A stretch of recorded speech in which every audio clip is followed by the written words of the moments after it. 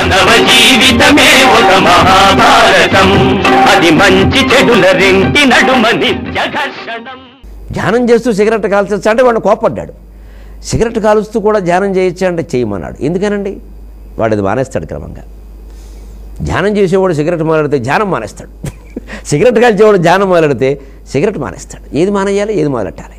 అందుకే గురువు అలా చెప్పాడు ఇద్దరికి. అందుకే సరైనటువంటి గురువు అందరికీ ఒకటే పాఠం చెప్పడం.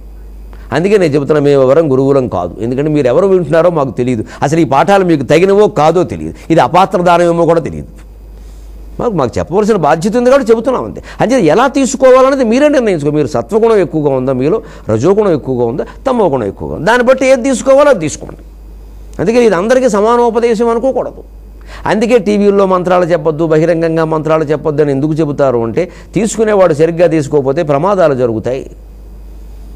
ఆ శిష్యుడు కనపడాలి, వాడి విషయం ఏమిటో తెలియాలి, వాడితో సాంగత్యం ఉండాలి, వాడు బుద్ధి ఏమిటో తెలిస్తే అప్పుడు ధ్యానం అప్పుడు సిగరెట్కి, సిగరెట్ అప్పుడు ధ్యానానికి తేడా ఏమిటో గురువు గమనించి చెబుతాడు.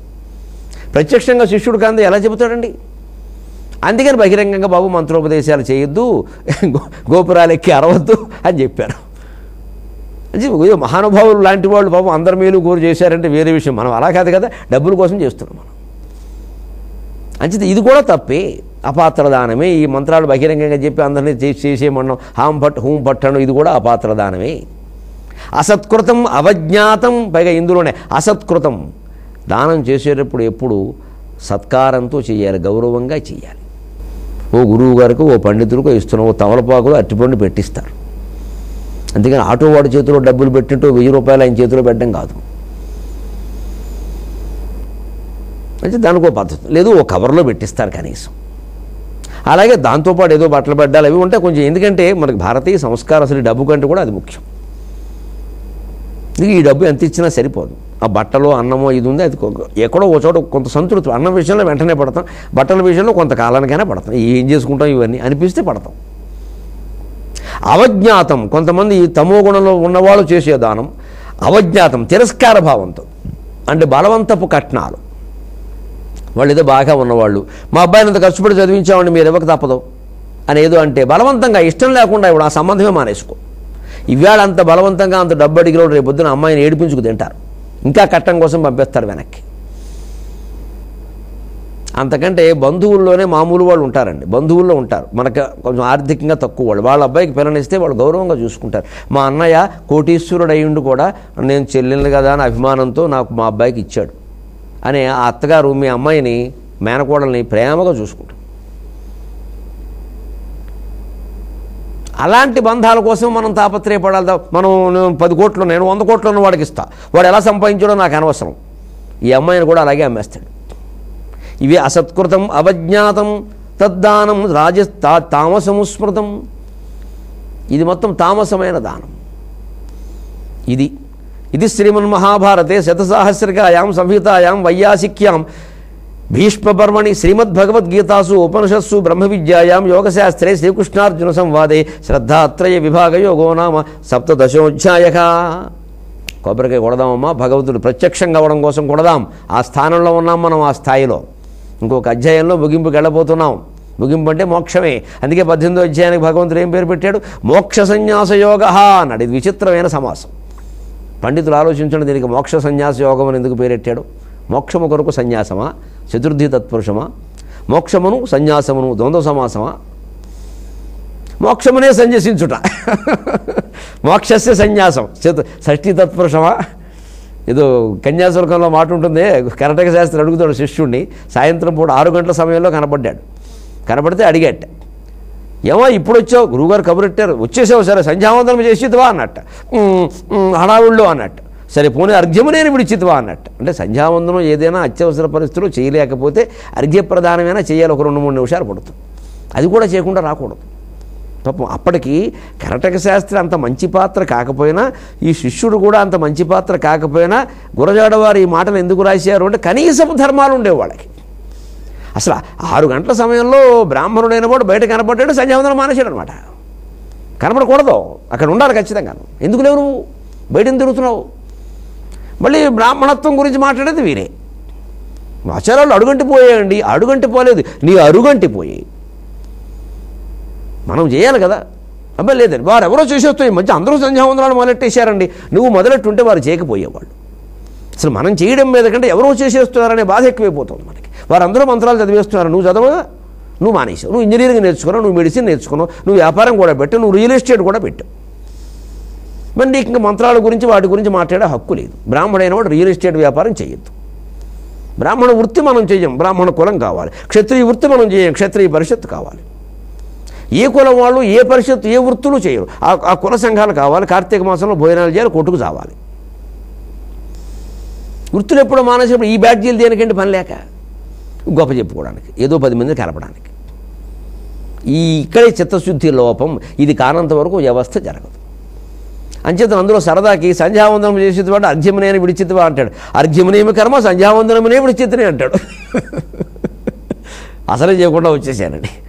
అలాగా మోక్ష సన్యాసం కూడా చివరికి మోక్షానికి సన్యాసమా? కాదు. దీనికి ఒక అద్భుతమైన అర్థం పరమాత్మ చెప్పినది. ఆ మొదటి ప్రశ్నలో అర్జునుడు వేసిన ప్రశ్నలు, మోక్షమా సన్యాసమా అంటాడు. ఏదర్ ఆర్, నైదర్ నార్ కాదు, ఏదర్ ఆర్ ఆంగ్లంలో చెప్పాలంటే. ఇదోట అది, ఇదా లేదా అది అంటాం కదా మరి. అందుకని మోక్షమా సన్యాసమా అంటే మోక్షానికి ఎంత గొప్ప అర్థం ఉందంటే, పనులు చేస్తూ దాని యందు అనాసక్త యోగంతో ఉండి ఫలితాన్ని విడిచిపెట్టడం మోక్షం. సన్యాసం పూర్తిగా కర్మల్ని విడిచిపెట్టదు. సన్యాసి అనే మాటకి పూర్తిగా కర్మల్ని విడిచిపెట్టడం అనే అర్థం. సన్యాసులు ఏమి మనం చేసే మామూలు పనులు ఏవి వారు చేయరు. అందుకే వారికి యజ్ఞోపవీతం కూడా ఉండదు. యజ్ఞోపవీతం ఉంటే బ్రహ్మయజ్ఞం, దేవయజ్ఞం, పితృయజ్ఞం, మనుష్యయజ్ఞం, భూతయజ్ఞం అని చేయాలి. ఇవన్నీ చేయాలంటే ఇల్లాలు ఉండాలి, వంట ఉండాలి. మరి సన్యాసులకు అవన్నీ ఎలా కుదురుతాయి? అందుకే ఇప్పుడు కొంతమంది సన్యాసుల దగ్గర పెళ్లిళ్ళు చేసుకుని హాయిగా వారితో సహా అమ్మా భగవాన్ అయ్యా భగవాన్ పద్ధతిలో ఉన్నారు. వారు అన్ని యజ్ఞాలు చేస్తారు డబ్బు కోసం కాబట్టి, అది వేరే విషయం. అందుకే నిజానికి సన్యాసి అయిన వాడు ఈ కర్మలు చేయని వాడికి యజ్ఞోపవీతం అనవసరం, తీసేస్తారు ఆయన ఆశ్రమం అప్పుడు. అందుకని కర్మ సన్యాసం, సన్యాసం అంటే అర్థం పూర్తిగా కర్మలను కూడా, ఫలితాలను కాదు, కర్మలనే విడిచిపెట్టం. ఆ తపస్సులో ఉండడం, అవసరమైతే అత్యవసరమైతే 2 మాటలు ఏదో మాట్లాడడం, అంతే. అనుగ్రహ భాషణం, అంతకుమించి ఉండదు. అంతకుమించి సన్యాసి కర్మ లేదు. ఇక మళ్ళీ మేము విద్యాలయాలు పెట్టాం, ఇదంతా సన్యాసులు చేయవలసిన పనులు కాదు. అనవసరంగా ఇరుక్కుంటున్నారు బంధాలు. అవి ఎవరన్నా ఆ రంగంలో ఉన్న వాళ్ళకి వీళ్ళ జ్ఞానోపదేశం ద్వారా వాళ్ళు నైతికంగా దాన్ని నడిపేలా చూడాలి తప్ప వీళ్ళు పెట్టకూడదు. పెట్టారంటే మళ్ళీ ఇరుక్కున్నట్టే. ఎంత గొప్ప పీఠం తరపున మీరు పాఠశాల పెట్టండి, వైద్యాలయం పెట్టండి, అది సరిగ్గా నడవదు. ఈ సన్యాసంలో లీనం కాక తప్పదు. ఈయన మనస్సు కలుషితం కాక తప్పదు. ఈయన మీద ఆరోపణలు తప్పవు, ఎంత గొప్పదైనా సరే. అందుకని సన్యాసికి అది పనికిరాదు. అది సన్యాసం, పూర్తిగా కర్మలను విడిచిపెట్టడం. మోక్షం అలా కాదు, కర్మలు చేస్తూనే ఫలితాన్ని విడిచిపెట్టడం. అంటే మోక్షం అనే మాటే ఎంత గొప్పది అంటే, నువ్వు పని చెయ్యి, ఫలితం ఆశించక, అదే మోక్షం. ఇప్పుడు మనం అందరం ఉద్యోగంలోనో, వృత్తిలోనో, వ్యాపారంలోనో, వ్యవసాయంలోనో ఏదో ఉన్నామండి. అందరం ఏదో వృత్తిలో ఉన్నాం.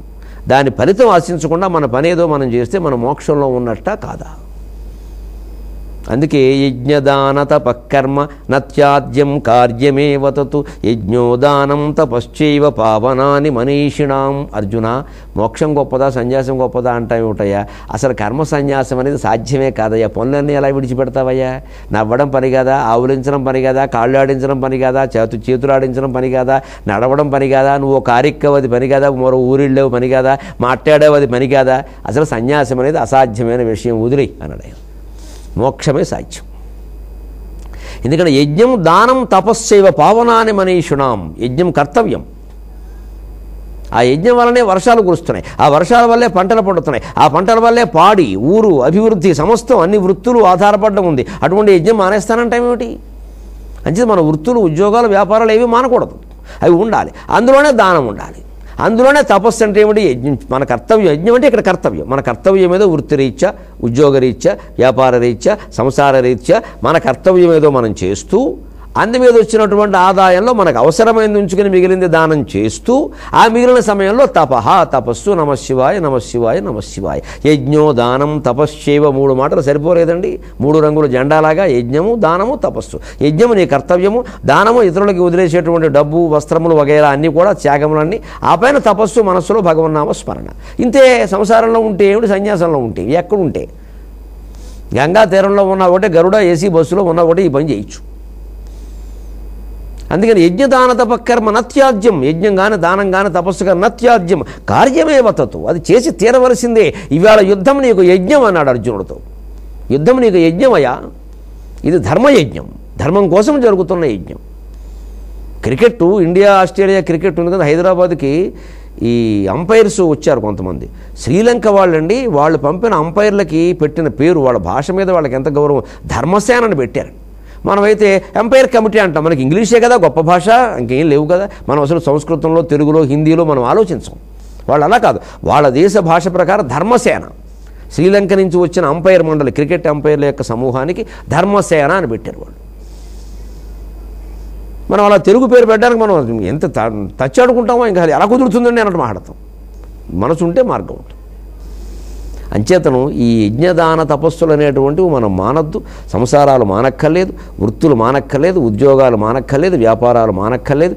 వాటి యందు అత్యాశ లేకుండా ఉంటే మనమంతా మోక్ష మార్గంలో ఉన్నట్టే. అలాగే తెలుగు భాష విషయంలో కూడా మన కర్తవ్యం ఏదో మనం చేస్తూ, ప్రభుత్వం ఇప్పటికే ఉధృతంగా అన్ని చర్యలు చేపట్టింది కాబట్టి వారిని ప్రోత్సహించే విధంగా ఇంకా ప్రభుత్వాన్ని ఊరికే అనవసరంగా దూషించకుండా వారికి ప్రోత్సహించేలా మనం మాట్లాడితే తెలుగు కూడా అపూర్వమైన వైభవంతో ఉంటుంది. ఆ భాషా వైభవాన్ని, భగవద్గీత వైభవాన్ని మనం 23:30 గంటల్లో మళ్ళీ కలిసి తెలుసుకుందాం. సెలవు.